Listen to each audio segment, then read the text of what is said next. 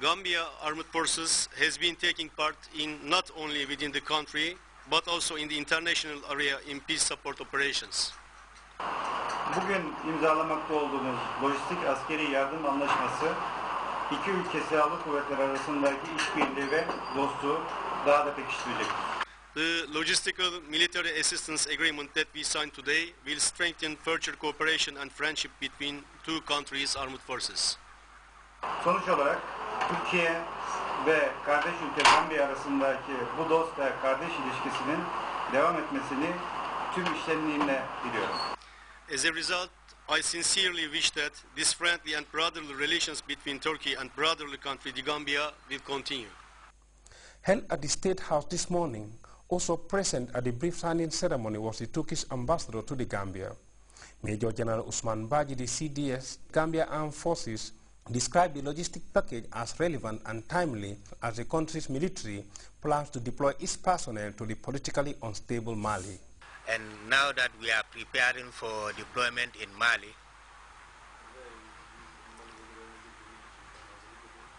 this logistic support will go a long way in helping us prepare finally for deployment. As you know, in any operations, logistics is very crucial.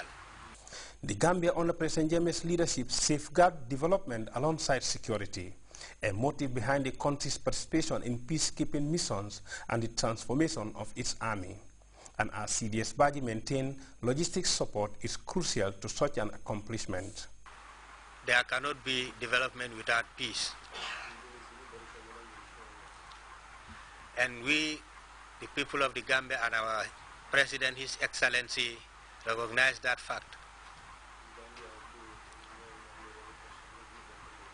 This is why he has approved our deployment to Mali to help in maintaining peace out there.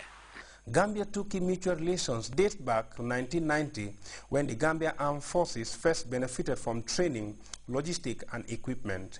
This technical grant further illustrates the cordiality of the mutual beneficial ties between Banjul and Ankara. Louis Mendy, GRTS. After due consultations between the Minister of Basic and Secondary Education, the administration and Board of Governors of the school representing the proprietors of the school, that is the Roman Catholic Mission, the school will be reopened with effect from Tuesday, 5th March 2013, with the following conditions. All grade 12 students are to report to the school on Tuesday, March 5th, 2013 at 8:30 a.m. to continue their mock exams. All grade 10 and 11 students should report on Wednesday, 6th March with their parents in order to sign an undertaking with the school, and grade 12 students are also required to report with their parents at the end of the mock exams. The Minister of Basic and Secondary Education reminds all students, heads of schools, proprietors, proprietresses of schools and parents that student discipline must be maintained at all times in schools. The network of ECOWAS parliamentarians against the effects of climate change in the sub-region this morning began a two-day workshop meant to renew their commitment to be more proactive and effective in the partnership effort to promote and protect our coastal zone. Mama J tells us more about the statutory meeting. Over the past few decades has resulted to a rise in sea level in many parts of the world, including West Africa, thus responsible for the recurring phenomena of flooding and coastal erosion. This has become a concern for the vulnerable countries, who acknowledge the seriousness of the problem by putting in place numerous environmental protection measures.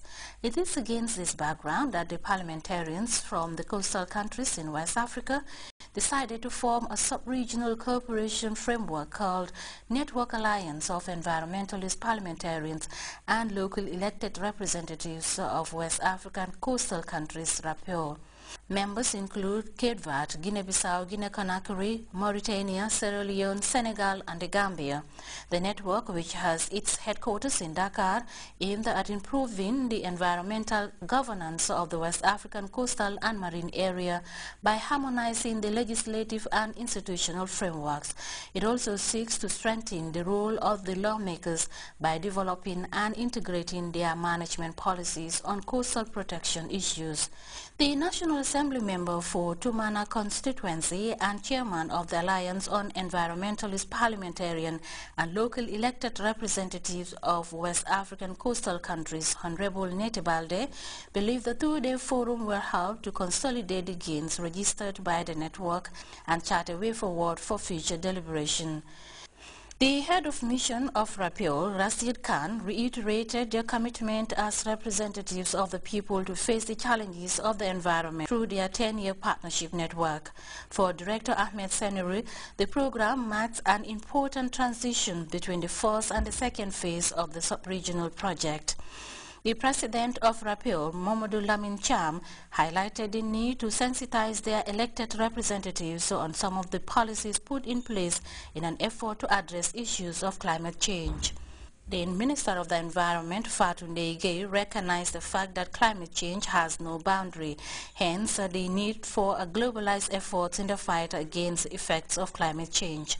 The whole of the government of the Gambia, under the leadership of the President of the Republic, Sir Professor Alhaji Dr. Yaya AJJ Jammeh, we have been able to achieve a lot in the Gambia because he has given us support in the area of giving us our space to be able to implement and to be able to attend both at the international and national levels, and also to contribute our quota to those levels. And this has helped us a lot in the Gambia to reach certain achievements. We have sat in different committees, and we are still sitting in different committees under the UNFCCC. The West African coastal zone has been confronted with the effects of climate change, and according to officials, the network of parliamentarians will help to facilitate the ratification of legal provisions at the level of countries in meeting the commitments relative to global environmental agendas. Mama J, GRTS. Culture enthusiasts and an array of performers gathered in Jara East at the weekend for the 2013 edition of the Burenkosi Festival. Organizers are striving, to preserve the area's centuries-old masquerades, traditional songs and dance styles. Samuel Ba has more.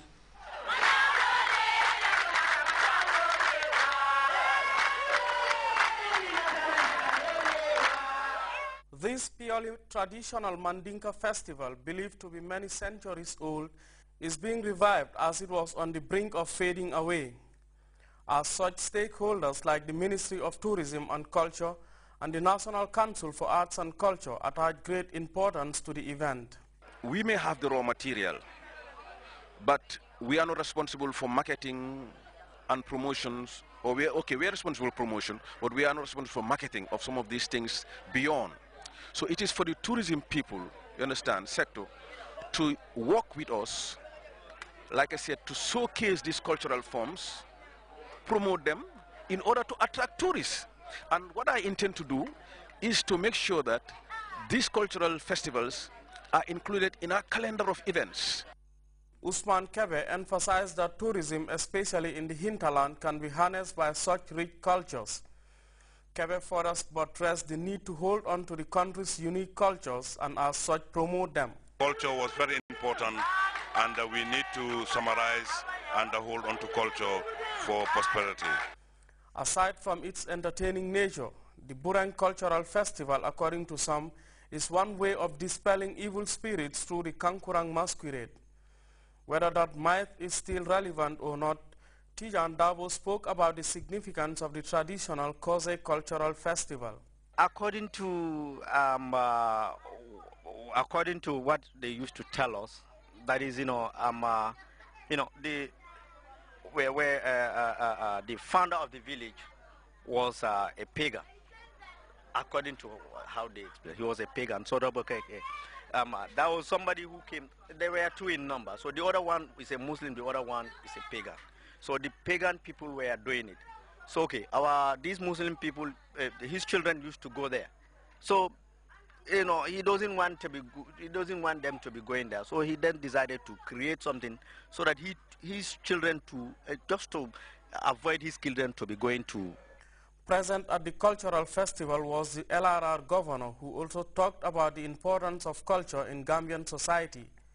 He said that culture needs to be passed on to future